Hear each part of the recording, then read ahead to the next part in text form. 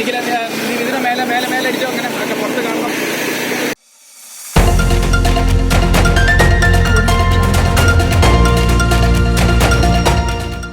എടവണ്ണപ്പാറയിൽ tourist ബസ്സിന് തീപിടിച്ചു. Mukkam ഫയർഫോഴ്സിന്റെ 2 unit സ്ഥലത്തെത്തിയാണ് തീയണച്ചത്. നിർത്തിയിട്ടിരിക്കുന്ന tourist ബസ്സിന് തീപിടിച്ചു. എടവണ്ണപ്പാറ വെളുമ്പിലാക്കുഴി മപ്ര സ്ഥലത്ത് നിർത്തിയിട്ടിരിക്കുന്ന KL8 BS 1460 രജിസ്ട്രേഷൻ നമ്പറുള്ള ടൂറിസ്റ്റ് ബസ്സിൽ ശനിയാഴ്ച രാവിലെ 10 മണിയോടെയാണ് തീപിടുത്തമുണ്ടായത്. കഴിഞ്ഞ കുറച്ച് ദിവസമായി ബസ് ഇവിടെ നിർത്തിയിട്ടതായിരുന്നു. ആളപായമില്ല. വിവരമറിഞ്ഞ് മുക്കത്ത് നിന്ന് ഫയർഫോഴ്സിന്റെ 2 യൂണിറ്റ് സ്ഥലത്തെത്തിയാണ് തീയണച്ചത്. അരീക്കോട് സ്വദേശി സിദ്ദീഖ് എന്നയാളുടെ ഉടമസ്ഥതയിലുള്ള ബസ്സിനാണ് തീപിടിച്ചത്. തീപിടുത്ത കാരണം അറിവായിട്ടില്ല.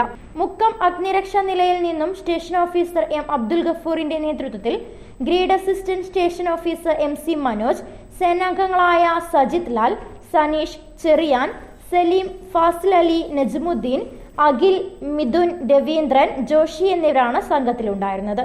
News bureau, Vazhakkad.